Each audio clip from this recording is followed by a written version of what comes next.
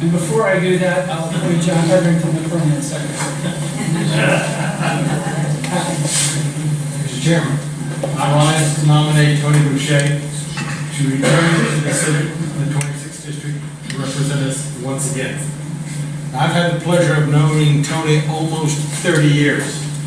I met her, I had just joined the Republican Town Committee, and I was on one of the selection committees, and we had the chairman of the Board of Education call up and say, we just had the most extraordinary person come in and talk to us. And she was so smart. You got to get her on the Board of Education. So we did. And in a very short period of time, not only was she elected, she became chairman of the Board of Education. She went on from there to be chairman of the, not chairman, but to be on the Board of Selectmen. And from there to represent our town, 143rd District in Hartford, and from there to represent the 26th District. I can't tell you how many times I've campaigned with Toni, door to door, outside of post offices, you name it, we've done it. And you think you know somebody when you spent that much time with them, but in fact, it was only this summer when I discovered that Toni Boucher I knew, who was a very successful Fairfield County woman of Italian ancestry, actually came to this country when she was 5 years old and moved to Naugatuck. She did not speak English, neither did her parents. But her father, who worked at Armstrong as a janitor and then swept out the town hall and the library next door, kept saying to her, Toni, education is everything. Only when you have an education, only when you have an education will you be truly free. And somehow she learned to speak English at the library when somebody took her under her wing.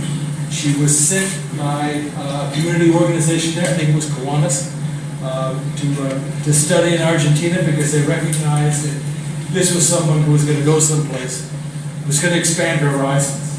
And that's what happened. And then she married this guy from the Air Force, a SAC, in Strategic Air Command.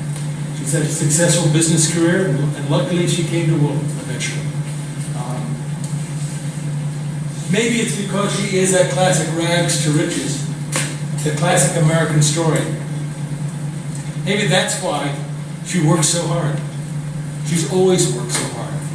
Maybe that's why she's such a believer in democracy. Can anybody remember another politician who does as good a job of communicating with her constituents as Toni does? She doesn't do that just to show you that she knows the issues. Toni does that because she sincerely wants your opinion. She wants you to participate in this democracy. And that's what we need. She doesn't believe she's up there to, sit as a demagogue in Hartford and spend her money recklessly, though some of her colleagues do think that's why they're there. She's up there to do the people's work, and only the people's work. We have this euphemism in Connecticut. We call it a part-time legislature. It's not. It's full-time. And Toni works it as a full-time job, while also raising a family, while also having a career. She's a hard-working lady. You all know that. More importantly, she knows all the issues. And she takes the time to make sure all of us know all those issues. I can't think of anybody I'd rather have in Hartford representing me in the Senate. And I challenge you to think of anybody that you'd rather have in Hartford representing us in the Senate. Now, sometimes her votes are controversial, but she does so because she represents the district. You see, when you believe in democracy, even where you may not automatically agree with a position, if your constituents believe in that position, as someone who represents them, you have an obligation to do so. And Toni believes it. I could keep you all night telling you about Toni. I just urge the nomination, that you endorse Toni's nomination for the Senate. And Toni, thank you much for all your years of service.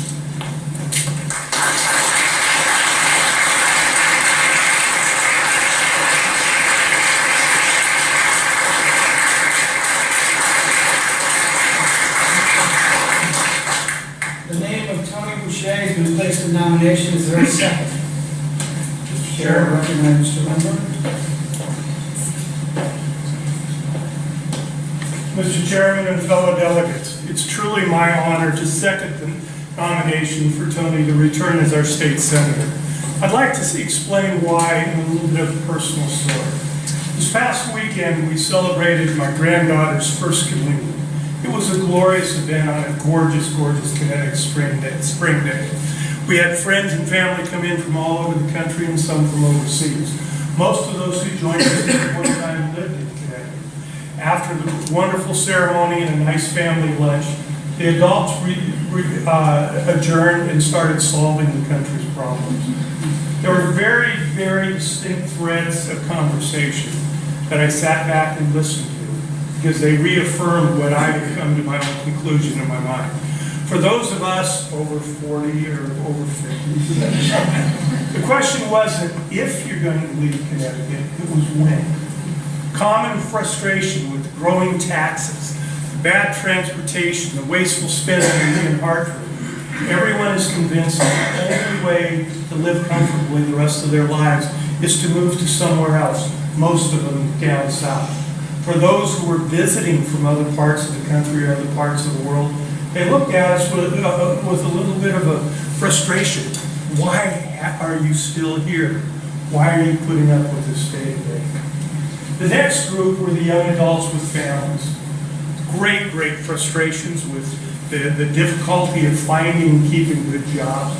Great frustration with transportation infrastructure. Great frustration with the level of taxes and where they were going. And a lot of frustration with our state educational policies. They are saying, to a T, they were saying, we're here because our job is here now. But at some point in our lives, we, just like our parents, are moving down south or to another country.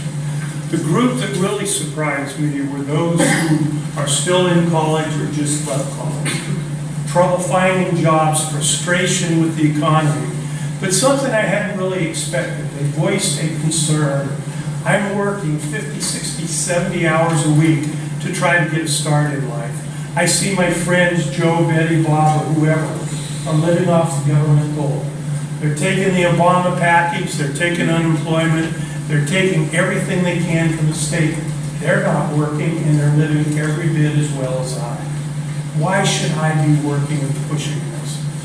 I mean, we've heard that. It was disappointing, but it certainly wasn't shocking to me because, like yourselves, those are the conversations I hear all over the state. If we all understand that the state of Connecticut is in trouble, we need strong, dedicated leaders with great integrity and great drive, like Toni has shown in her 17 years in the state legislature. We need people like herself who have fought every tax increase that's come along, have fought the increasing government spending. We're an advocate to the end for better education through our state. And as we see time and time again, we're fighting to improve our transportation infrastructure. It's only by returning people like Toni and continuing to grow the Republican population in the state legislature that we're going to start to get this state back on track. I won't go into the many, many awards that Toni has received, other than to say it's very clear, having worked closely with her for the past year, that she is very highly respected throughout the state. She is very highly respected by the other side of the aisle when you look at those who have voted for her and returned her to office time and time again. So it's with great honor and great pleasure, Toni, that I second your nomination. And I look forward, I hope everyone will join me in returning you back to Hartford to fight for us, for our families, and for the future of our state.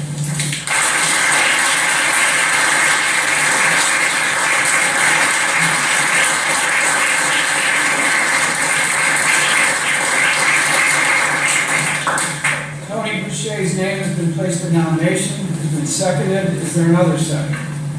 Yes, Mr. Chairman. Yes. Mr. Chairman and ladies and gentlemen, my name is Joe Hughes-Lestrom, and I'm a 5-term retired state representative.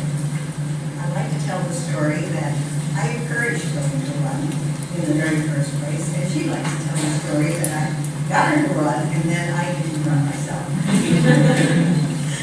And somewhere along the line, while she was campaigning energetically and enthusiastically, I decided that 10 years was enough, and that I was handing over the reins to a very good woman, and she has never disappointed me. Westport, which is a difficult town in which to run for a variety of reasons. First of all, we are no longer the party in the majority. The Democrats outnumber us, and the unaffiliates outnumber us. So when a Republican wins, it's really a feat. And Toni has proven that she can win in this. She has won our town twice. And she does it with such grace, with such talent. And she, as I said earlier, she has never disappointed. Her votes are right on, and she is right for the district. It is with great honor that I second her